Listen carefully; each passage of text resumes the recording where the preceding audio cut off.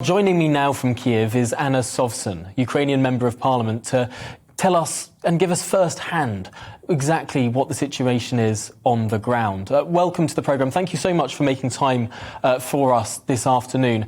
Firstly, can you just give us a little sense of what the feeling is in Kiev right now? Of course, the Russians have not yet incurred with boots on your city, but they have been dropping bombs.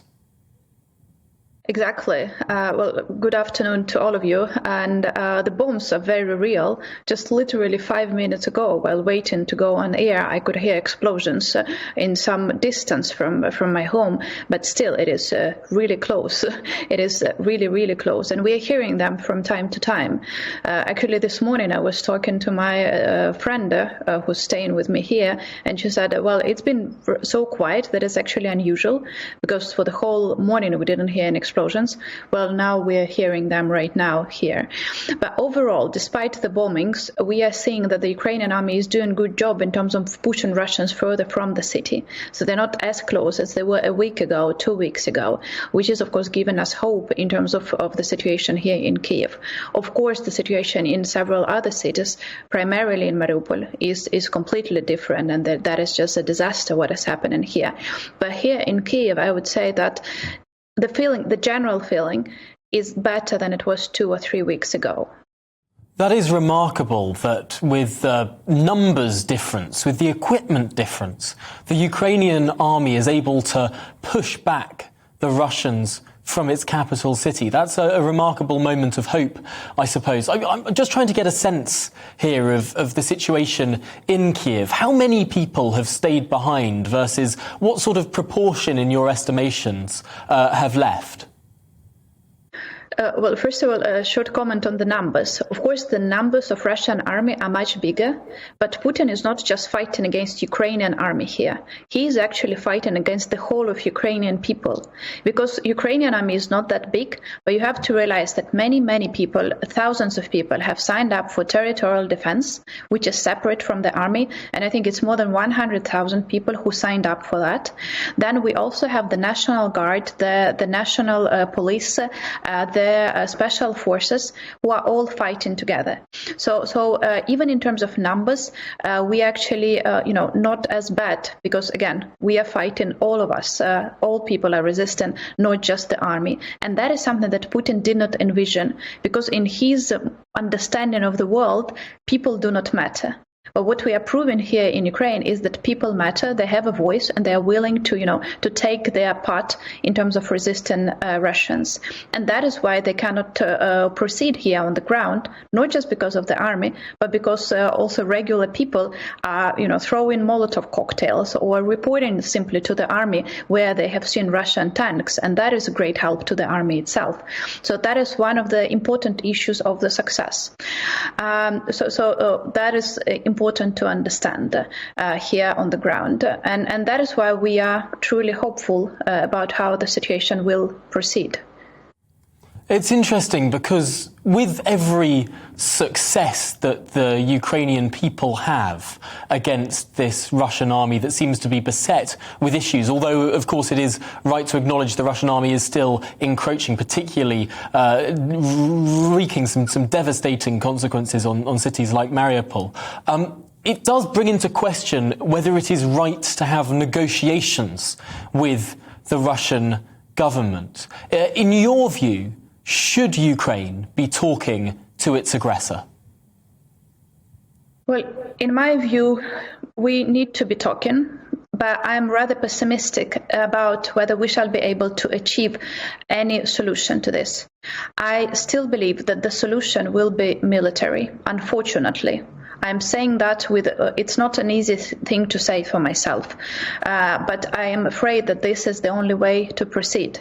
Because in order to have a diplomatic solution, in order to make a diplomatic deal, you need to trust your counterpart. And I think everyone listening to this realizes that not a single person in the world can trust what Putin promises to do. Because we have heard just a week before he attacked us, he was saying that he is not planning to attack Ukraine. Just 10 days ago, his foreign minister said that they did not attack Ukraine.